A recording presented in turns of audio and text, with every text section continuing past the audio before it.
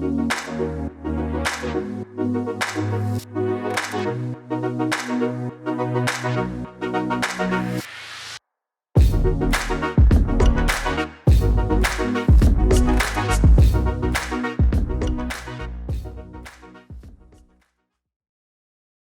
for having me here today. As he introduced, I'm Brennan Jones. I'm the president of Blink Charging. So I got some good news and some bad news for you.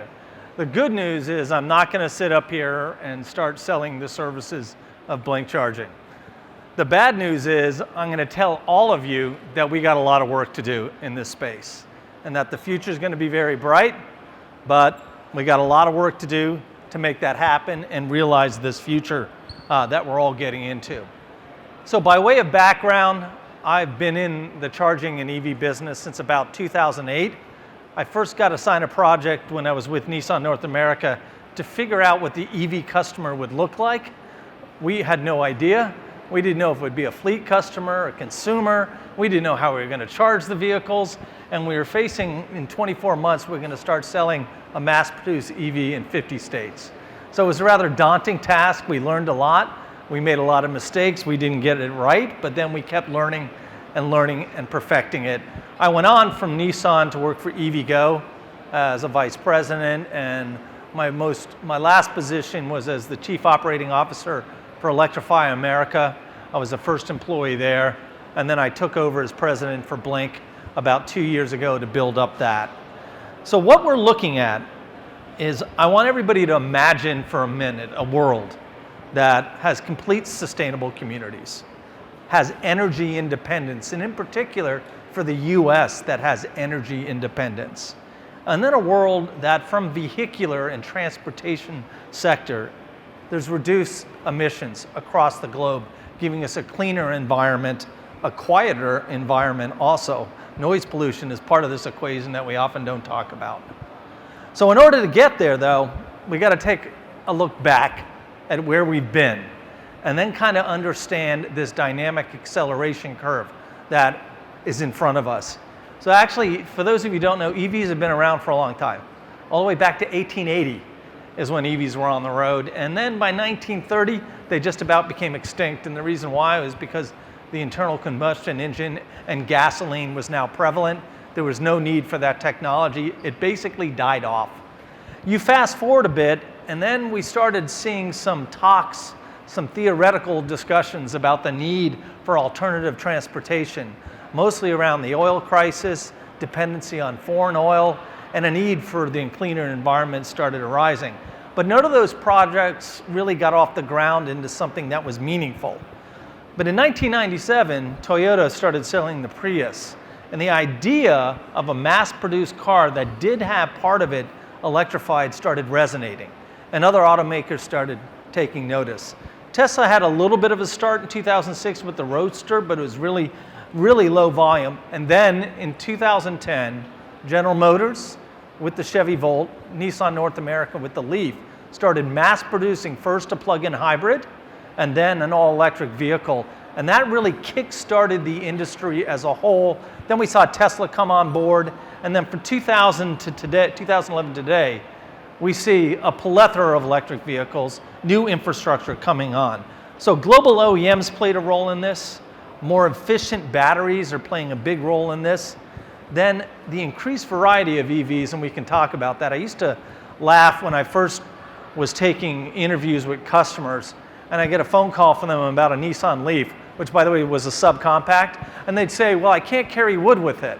You know, I can't go to Home Depot. Well, I'm like, yes, sir, you can. It's a subcompact.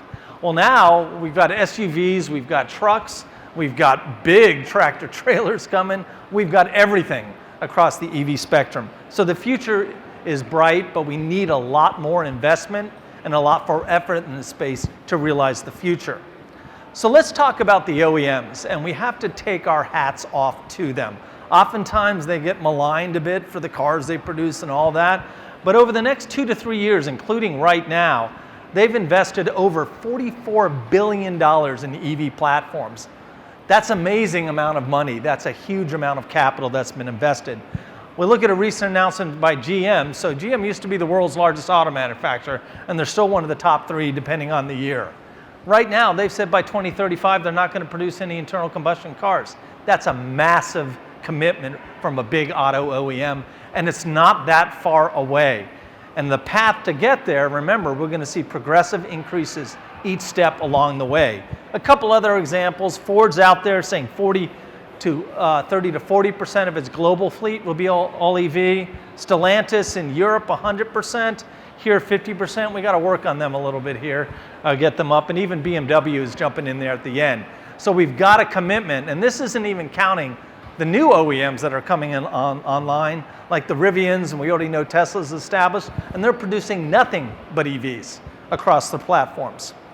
So let's look what it means in terms of numbers. What does this mean? So right now, globally, we're about 14 to 15 million, and a lot of that is the China effect. And then if you get out to 2025, you'll see we're projected to be at 50 million, but you get up to 2030, so 8 years away. That means my 17-year-old will probably be out of college, and I'm still paying for his cell phone bill at that time, but he's out of college. So I could see that coming. 186 million. Now China, as we know, it's a little bit more of a forced equation and a lot of local production of inexpensive EVs. Europe, though, it's a little bit of government push, but also adoption of the vehicles because they're fun to drive, they're clean, they're cool cars. In North America, a little lesser of a mix of government incentive and a lot more that we're bringing out a bunch of great cars out there. But this is only around the corner. I mean, 186 million EVs. I can tell you way back when, in 2010, we sold the first Nissan Leaf in California on December 11th, and we sold 11,500 of them. We thought that was the greatest thing in the world, and that was the mass-produced vehicle just in the US. Now we're talking 186 million, so we're on our way. But what is it gonna take to get there? And this is the big question before us. If you equate how many public in-home chargers, and these are not the chargers that come in the car, that's out of the equation, you need in that same time period, it's 29.7 million. That's a massive number that we're going to need across the board. And you can see how that plays out over the years. Right now, 2.8, almost 3 million globally are in the ground. And by 2025, so just a couple years from now, my company, along with a lot of other companies, have to work together to get from 8.2 million in that period of time. The only way to get there is through collaboration, working together, working with utilities, working with governments, working with municipalities, working with the OEMs. If we don't work together and collaborate, we're not going to see this change happen at the pace we need it to happen. So the challenge. I laugh about this one because it's so funny. When we first started talking EVs and EV infrastructure, as a community, we looked at one another and we got to educate. And we got to continue to educate. And even when we get tired of saying the same message, we got to say it again and say it again. And then when we don't have enough data, we need to find more data and then get up more data to prove that electrifying our transportation sector is the right thing to do. Today, we have to still educate. We have to still get this message out, because even though things are moving, we've still got 2% in 49 states, California much higher on EV penetration. We've got a lot of work to do to educate on all levels what's to come.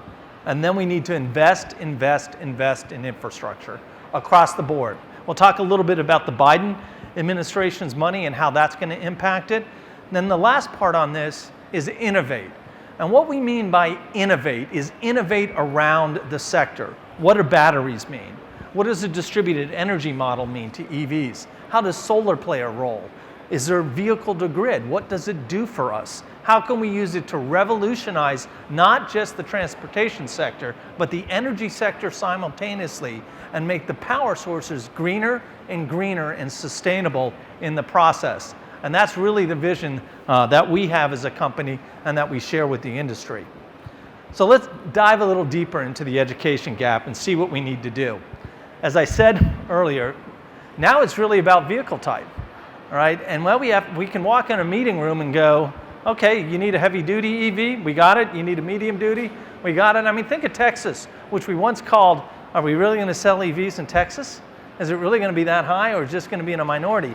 Now we got a Ford Lightning pickup truck that this thing, if you haven't been in it, oh, get in it. It's beautiful.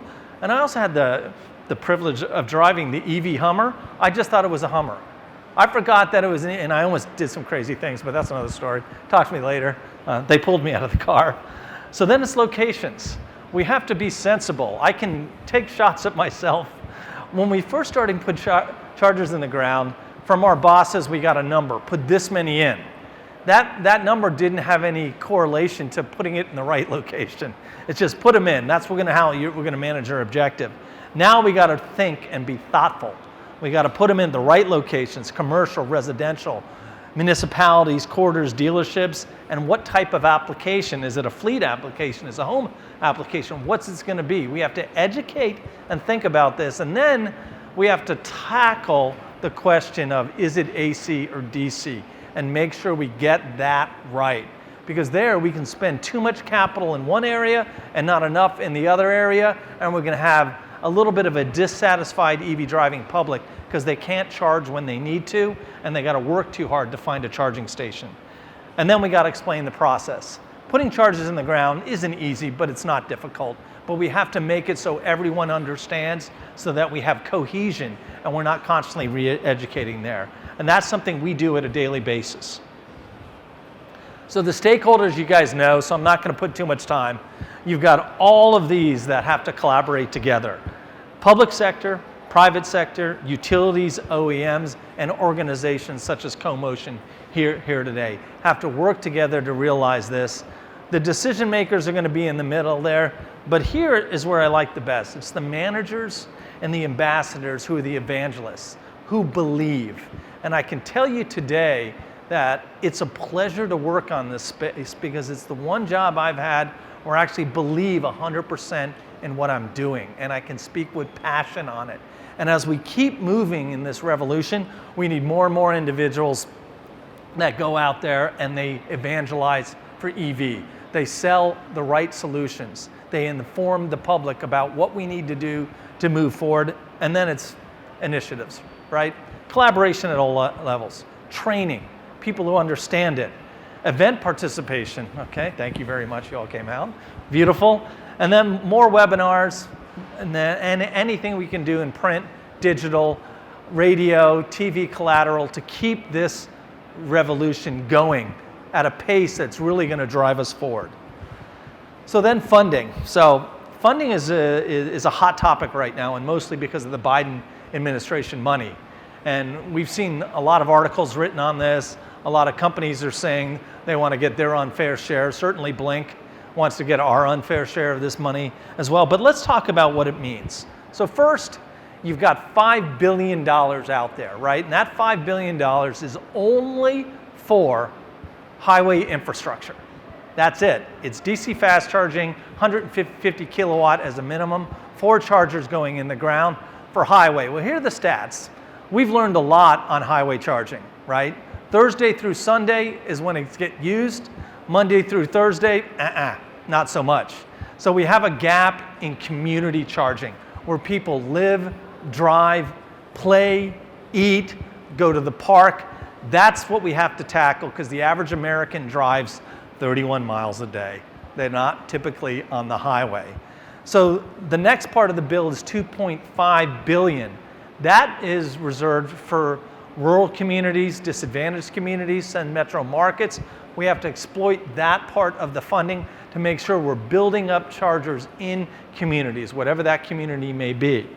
Then we need to continue to get support locally. We're very proud to be a Florida-based company, and we won an award in Florida to install 25 stations, 2 chargers, 175 kilowatts each, but it's a resiliency effort. So it's got a solar array and battery backup there. So when the next great hurricane hits Florida, someone can still charge their EV because those stations will be online. And then we got to continue with regulatory efforts. So I think most of you know, but if you don't, Massachusetts, Pennsylvania, California, you can't buy an internal combustion engine past 2035.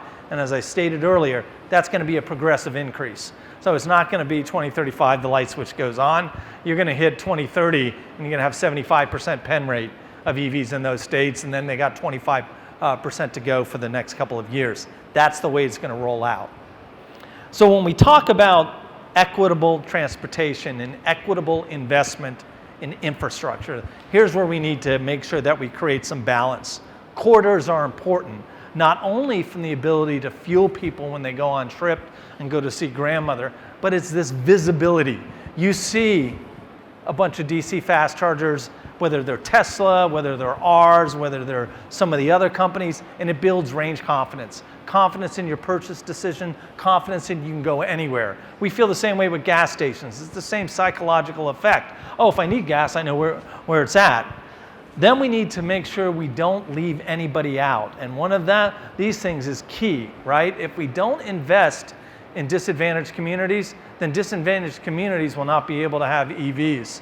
And it's going to be a real struggle as we convert the entire transportation sector, and then disadvantaged communities don't have any chargers, don't have any vehicles in them. We've got to address solutions to these communities, and we have to do it now. We're proud. We are now investing in Los Angeles. We have a program there of car sharing.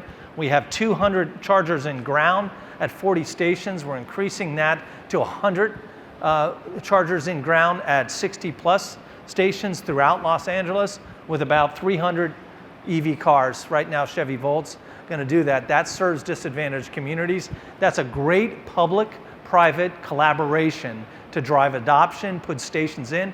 And those stations, folks, are where parking meters used to be. So the city ripped out the parking meters. We installed new chargers there, and that's a great new way of doing things. Forgo a little bit of revenue here to get a lot of health built into the system with EVs. Then electric mobility. So I just talked about that. EV car sharing, wherever we can do it, we need to do it. We need more EV Ubers, more EV Lyfts, more EVs everywhere in terms of that type of the gig economy. They can all run on EVs, and if states work together to do that, we can install the infrastructure and we can make it happen. Then, unfortunately, the reality is that 90% of the time that you own your car, it's doing what? Anyone? Sitting. Unfortunately, we pay a lot of money for these cars, but they sit dormant. We should exploit at every advantage, every opportunity we have to install charging where they sit. It's cheaper. So the ratios are 5-to-1 on the low end and 15-to-1 on the capital investment from DC fast charging to L2 charging that takes advantage of dormant time. You got to exploit that opportunity. It's an easier solution, and it's a better solution in those situations than putting in expensive DC fast charging. So what about the ecosystem, and what else do we need to do on it? So we believe fundamentally that one size doesn't fit all for charging, as I just said. Find out what solution is needed in what community, for what business, for what event, and install the right chargers at the right time to make sure we have sustainable adoption. Don't put in the most expensive charger. Put in the right charger. And it is the most expensive charger. But make sure we do that work instead of falling for bright, shiny objects. I've installed more DC fast chargers than most people in the country. They have a purpose. We're investing heavily in DC fast charging, but we believe in a blend. Let's do it right. Let's get L2 on where the cars sit. Let's get DCs on the highway, and let's have a blend in the metro communities. And that's why we say here, charging where people already park. It makes common sense, but we often overlook this in the industry. We say, well, we can't do that. Actually, we can. It's one of the easiest things to do. We just need to get that collaboration between utility, municipalities, state government, and property owners to make that happen. Then end-to-end solutions. We've learned in the early part of this process that sometimes we just sold chargers, and then they got the chargers, and they may have installed them right, they may have installed them wrong, they might not have been networked when they need networking, and then the maintenance might have been, at best, iffy. Well, now we have to come to market across the board to make sure everywhere we engage, whether it's one company doing it or a multiplicity of companies doing it together, that solution is end-to-end.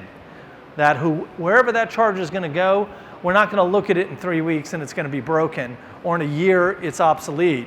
We've got to really think about sustainability and where we place them, from the equipment to the networking to the long-term maintenance of that charger. So new advancements, and this is where I really get excited, because the space is just not singular in its nature. It's not just about the car, it's not just about charging, it's not just about the battery.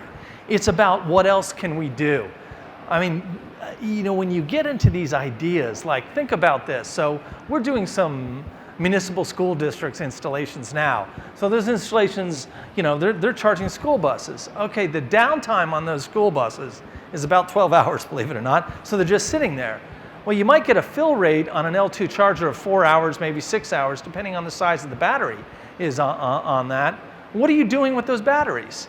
There's this massive opportunity out here for a distributed energy play where you can use them for storage.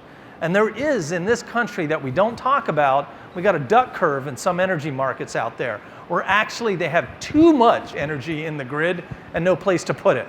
Well, you have storage out there on a distributed. You can put all the renewable, whether that's solar, wind, hydro, you can store it, reuse it, distribute it a lot more evenly. There is not a problem in the United States with energy production. That's not the issue. The issue is in how we evenly distribute that energy across all utilities, across the IOUs, the municipal utilities, the co-op utilities, etc. That's where the grid breaks down, not on production. We have enough production. We need to make that production a little greener, but we have plenty of production. So one of the things that we like to say is we need to educate, we need to collaborate, and we need to innovate. And yes, my senior vice president of marketing put those together and liked those things. But let's imagine for a second. What I want everyone here to think about is at the beginning of the pandemic, we got some pictures of Los Angeles. And raise your hand if anybody saw those pictures of LA at the beginning of the pandemic, right? And what we saw was a Los Angeles that was clear blue skies, that you could go and see from the ocean to the mountaintops. And you could see this for about 6-7 weeks. It lasted, and that's because everyone stopped driving. All of that smog, it was defined as that was transportation sector smog. And it just got eliminated. And in that time, it gave us an opportunity to see that picture and imagine what that would look like in Miami, in New York City, in Chicago, in Dallas, in Houston. And what does that mean for our future? That vision. And you know, not all bad things happened out of the pandemic. That was this moment to really say, okay guys, we're creating this. But the good part in creating that is we also have a solution to it. We have the means, the tools, the technology, the vehicles, the charging systems. We just have to work together. And that middle word, we've got to collaborate. So thank you all for allowing me to come out and speak today. It's been exciting. I hope you enjoyed my message.